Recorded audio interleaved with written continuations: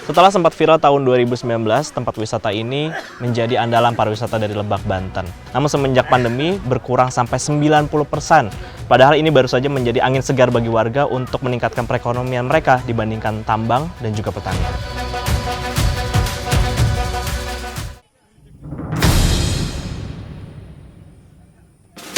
Setahun terakhir, sebelum merebaknya COVID-19, wisata Gunung Luhur di Desa Citorek Kidul, Lebak, Banten menjadi magnet pariwisata baru.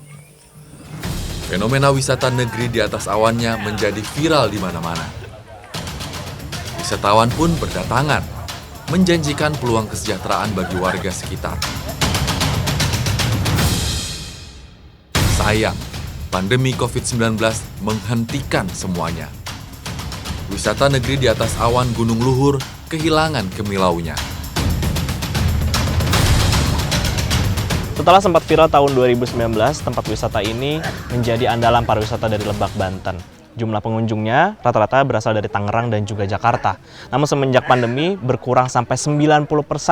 Padahal ini baru saja menjadi angin segar bagi warga untuk meningkatkan perekonomian mereka dibandingkan tambang dan juga pertanian.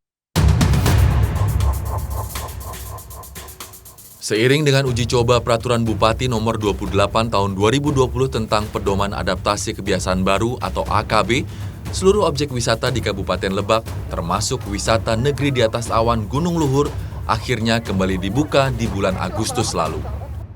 Tentunya dengan tetap menerapkan protokol kesehatan yang berlaku. Kalau dari pemerintah apa sih yang harus protokolnya gitu kalau di tempat ini? Ada nggak? Pakai masker, cuci tangan. Yang dari pemerintah itu. Udah sering juga pemerintah ngasih usulan ke sini gitu. Wisata Gunung Luhur lokasinya mudah diakses. Tiket masuknya pun terjangkau, hanya Rp12.000 saja per orang.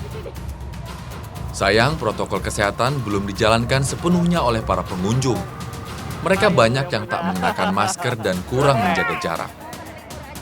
Padahal Kabupaten Lebak masih berada dalam zona oranye, di mana tingkat penyebaran COVID-19 masuk kategori sedang sampai tinggi, rentan penularan virus. Mas tahu nggak kalau di Lebak lagi PSBB? Tahu ya, di Jakarta kan juga lagi PSBB gitu. Bu, sekarang kan lagi COVID-19 nih. Iya. Ibu sama teman-teman semuanya ada kekhawatiran nggak di tempat wisata kan ketemu sama Insya Allah orang-orang enggak, kita mah positif thinking, serahin sama Allah, karena segala sesuatunya kita serahin sama Allah. Kita yang penting kita hati-hati, jaga jarak dan jaga kebersihan itu aja. Tapi ibu tahu nggak kalau di Lebak lagi PSBB? Nggak tahu. Enggak. Di masa normal sebelum pandemi, tak kurang ada 500 wisatawan yang datang berkunjung ke Gunung Luhur di hari kerja. Sementara di akhir pekan jumlah wisatawan naik 3 kali lipatnya, mencapai 1.500 orang. Dari tiket saja, pengelola bisa mendapatkan penghasilan Rp150 juta per bulannya. Warga yang ikut menjadi pelaku wisata pun mendapatkan penghasilan yang lumayan. Minimnya jumlah wisatawan karena pandemi tentu saja menurunkan pemasukan bagi pengelola dan warga sekitar yang menggantungkan hidupnya dari sewa lahan parkir dan warung makan. Mereka kehilangan omset penghasilan jutaan rupiah. Kemungkinan akan rame, kemungkinan akan sepi lagi. Karena kondisinya tergantung perekonomian di masyarakatnya. Mudah-mudahan ke depan itu yang walaupun nggak bisa diprediksi masalah pandemi, tapi mudah-mudahan ke depannya ada agak keberubahan lah, bukan sekarang ini. Sektor pariwisata yang sedang berkembang memang menjadi harapan warga Citorek untuk bisa meningkatkan taraf hidupnya. Setidaknya mereka memiliki pilihan ketika hidup sebagai penambang emas ilegal tidak lagi memungkinkan.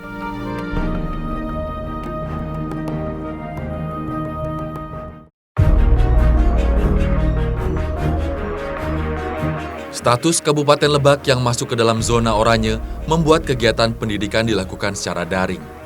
Namun dalam kenyataannya, untuk sebagian orang sulit dilakukan karena terkendala urusan sinyal.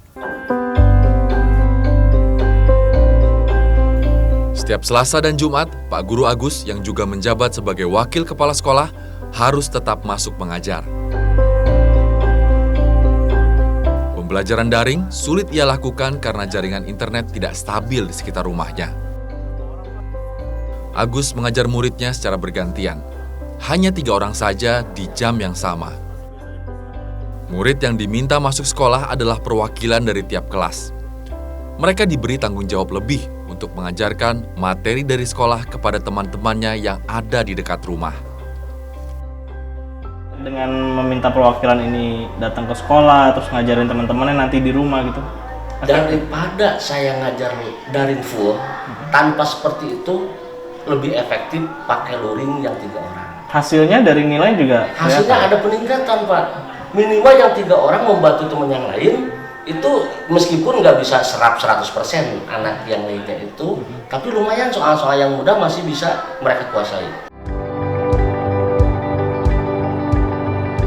Murid yang datang juga berkewajiban mengumpulkan tugas mingguan yang diberikan secara daring. Hal ini sebenarnya melanggar aturan dari Dinas Pendidikan Kabupaten Lebak. Namun mau bagaimana lagi? Pembelajaran daring tanpa sinyal internet yang memadai sepertinya mustahil. Tutup ya Pak? Nggak ada orang?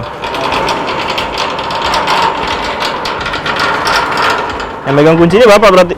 Saya titip ke ada. Oh. Kalau buat guru, sulitnya apa Pak nih selama daring, selama kurikulum darurat gitu? Yang saya alami, saya seolah-olah nggak ngajar aja.